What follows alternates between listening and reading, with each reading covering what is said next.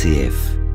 Nous sommes toujours avec Stéphane Eas et François Leyondre qui publient Sport, genre et vulnérabilité au XXe siècle, un gros livre collectif qui questionne ces trois mots donc tout au long du XXe et du XXIe siècle, puisque vous vous intéressez aussi à l'actualité récente et pour ce qui est de la vulnérabilité, à ce que les attentats du 11 septembre 2001 ont pu changer dans cette notion de vulnérabilité et d'invulnérabilité. On parlait juste à la fin de la deuxième partie du contemporain avec vous, François Leyondre, et vous nous racontiez comment on entretient une illusion presque inhumaine finalement de pousser le corps à l'extrême, de battre des records. Alors si on ne fera pas tout de suite le 100 mètres en 2 secondes en tous les cas, et si on sait qu'on n'y arrivera pas, peut-être qu'on se donne l'illusion qu'un jour on pourra y arriver. Et vous voulez justement intervenir sur cette question-là, Stéphane Eas, parce que peut-être qu'on peut s'interroger à l'inverse, peut-être que le dopage ou la technologie permet justement de renforcer cette illusion. Stéphane Eas. Complètement, le sport dominant. Et j'allais dire performant parce qu'il utilise des méthodes de gestion du corps humain particulièrement poussées, le plus souvent illicites. On voit bien comment les records sont battus, même s'il y a eu des périodes de stagnation, il faudrait voir en quoi les contrôles ont pu limiter justement la progression. Mais je voulais revenir sur le cas Mohamed Ali parce que justement il était intéressant parce que il était invincible, il a été invincible et donc il s'est montré invulnérable et pourtant il est apparu particulièrement vulnérable de par sa couleur de peau et de ses conditions, la condition des Noirs américains, et aussi parce qu'il a été interdit de combat. Donc un sportif qui ne peut plus combattre et qui ne peut plus montrer son invincibilité a été fragilisé fortement. Et il a tenu tête à l'État dans un contexte de guerre. Je vous rappelle que le livre... c'est aussi le Vietnam. Il pose la question dans des situations particulières de guerre et de crise, et donc en pleine guerre du Vietnam, il a refusé d'être incorporé. Et ce geste, je ne sais pas si on peut le dire courageux, mais ce geste, en tous les cas, a eu des répercussions sociopolitiques, économiques très importantes par la suite, pour lui à titre personnel, mais puisqu'il a pu vaincre à nouveau, mais surtout pour des générations, et depuis, il est devenu effectivement un modèle.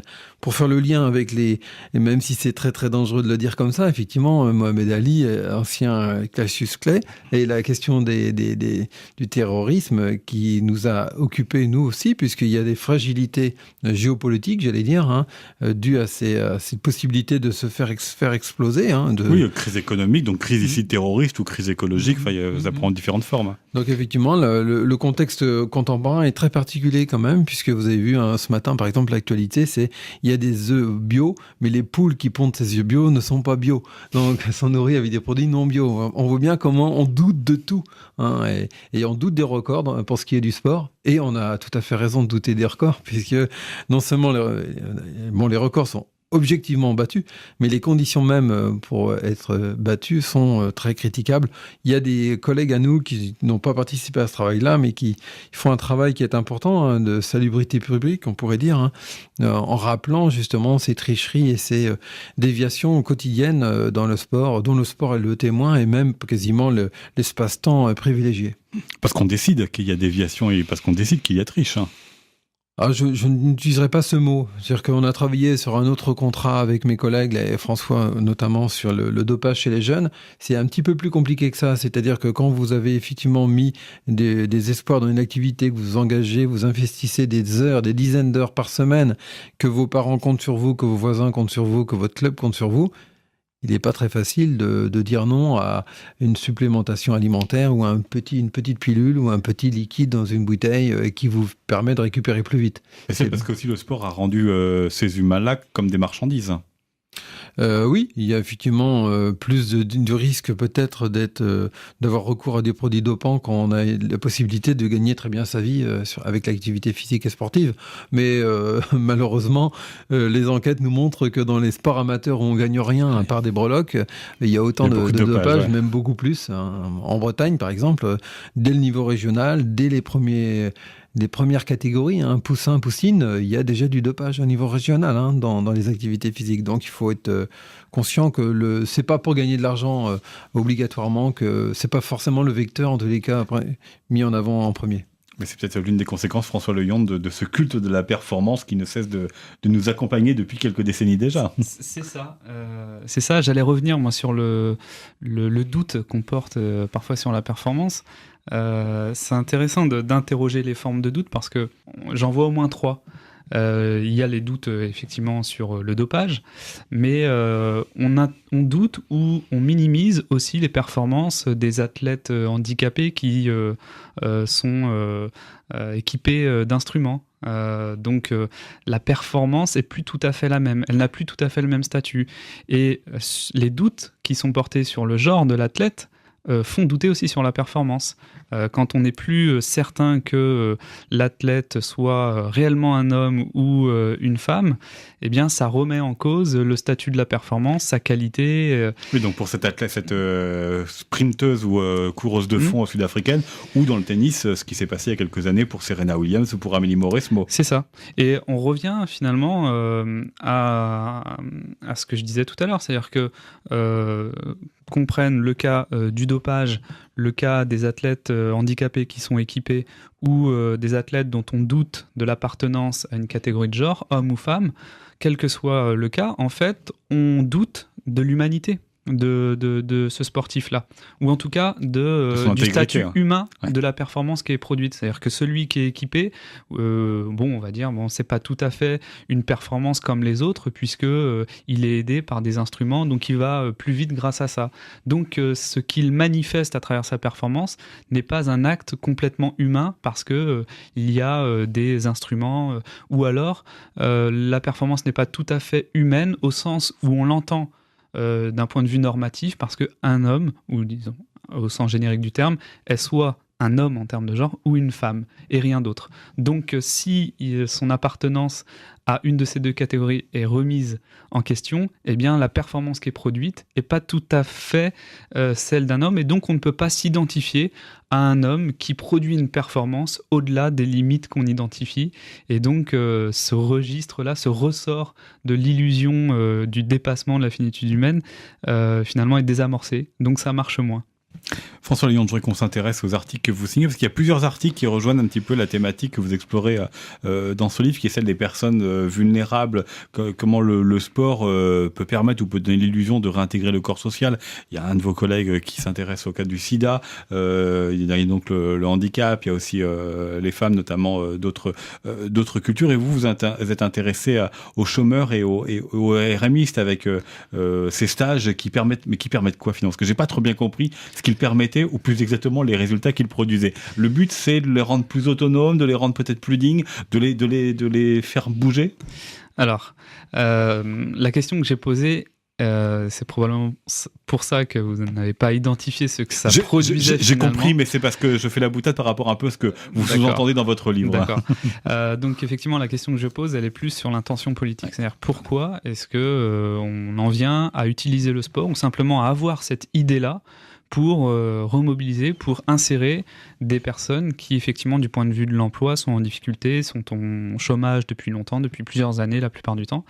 Et donc, ce que j'ai interrogé, c'est ce que j'ai appelé la philosophie politique, en montrant que, au-delà de la bienveillance apparente et réelle, c'est-à-dire que portés par les représentations très positives du sport, tous les concepteurs de ce dispositif se disent que ça va produire quelque chose de positif chez les chômeurs, et donc c'est une intention qui est bienveillante, je dirais, en surface, mais ça mobilise quand même des représentations qui peuvent être interrogées et qui laissent entrevoir une philosophie politique, je dirais, moins bienveillante, qui a trait à l'exercice d'une forme de pouvoir sur les corps, etc. Voilà. Et une forme aussi de dépense à l'institution, alors que l'un des buts, c'est l'autonomie. C'est ce que raconte, vous racontez notamment 4 parcours de femmes. C'est un peu le point commun qui se passe à la fin, c'est-à-dire qu'on veut les rendre plus autonomes, mais en fait, elles restent dépendantes d'une institution. C'est ça. Alors, le grand leitmotiv des concepteurs de ces stages tient dans quelques mots-clés qui sont très récurrents, c'est-à-dire l'autonomie, la responsabilité, la maîtrise de soi, de son corps. Donc puis la fin de l'assistanat, parce que c'est ça aussi qui est en creux dans vos articles. C'est ça, la fin de l'assistanat. Suggérant par là que ceux à qui on s'adresse sont dans une forme d'assistanat dans laquelle parfois ils se complaisent et donc ils sont en défaut par rapport à ces normes de responsabilité, d'autonomie. Donc on vient les mobiliser sportivement en espérant que cette activation sportive, elle produise à nouveau de l'autonomie, de la responsabilité. Donc avec quand même cette représentation un peu stigmatisante derrière, suivant laquelle le chômeur de longue durée serait quelqu'un qui serait un peu en défaut par rapport à ces normes-là. Et effectivement, généralement, puisqu'on interrogeait, on se demandait ce que ça produit chez les gens, comme effet, comme discours, la plupart sont plutôt satisfaits de ce que ça produit. C'est-à-dire que certains disent, bon, au début, on avait un peu peur du sport parce qu'on n'en a jamais fait, ou alors ça fait très longtemps qu'on n'en a pas fait.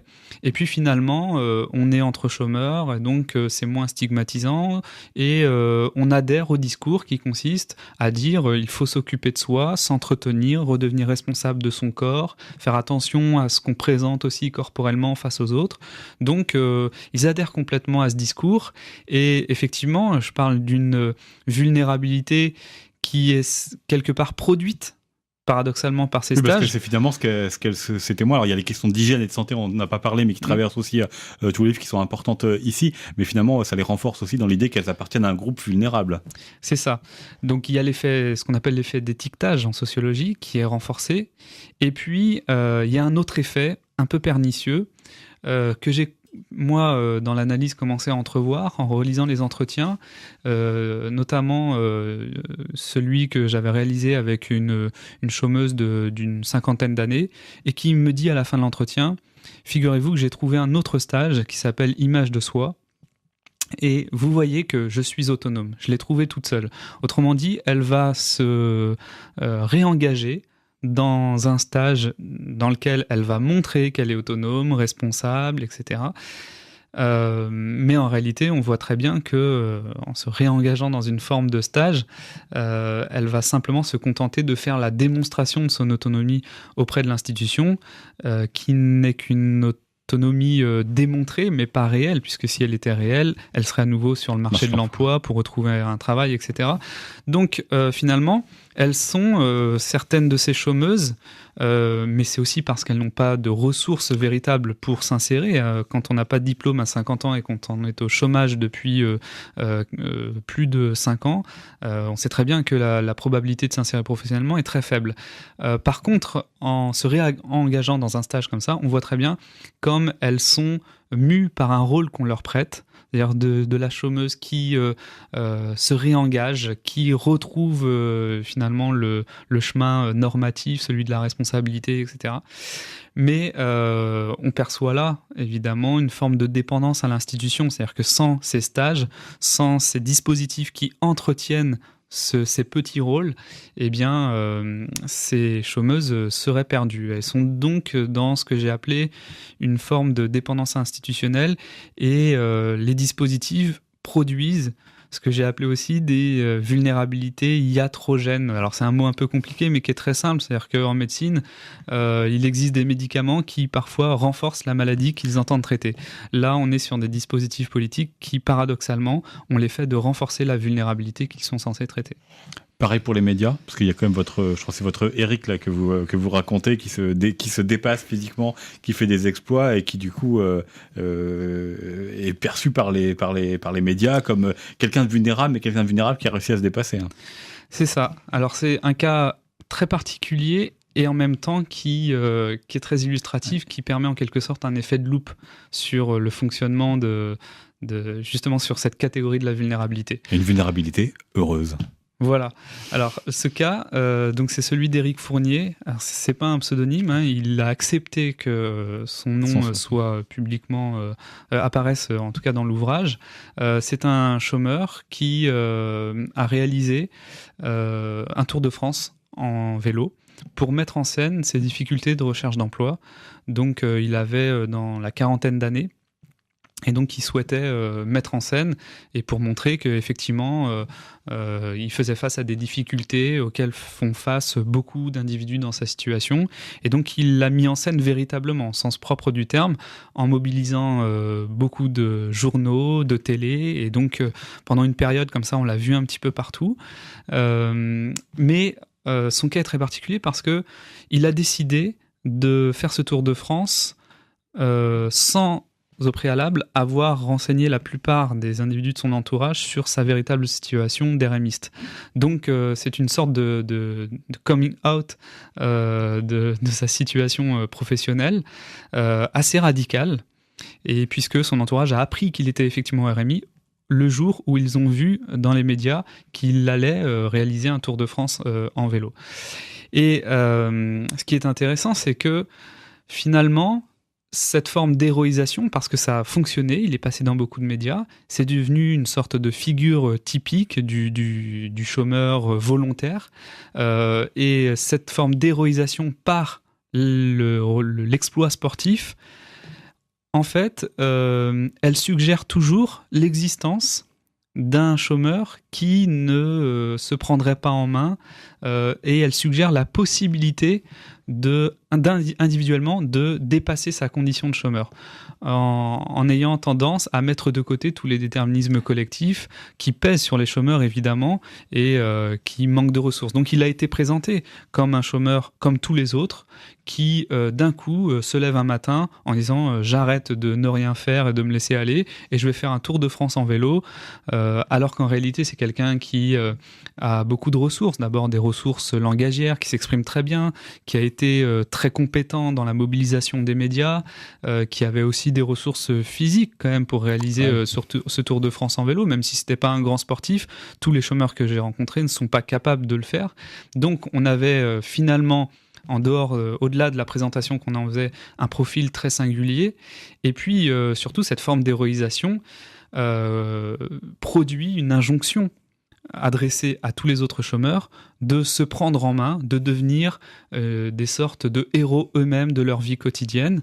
On retrouve le même cas avec Monsieur Loiseau qui dépasse son obésité en faisant une sorte de Tour de France à la marche.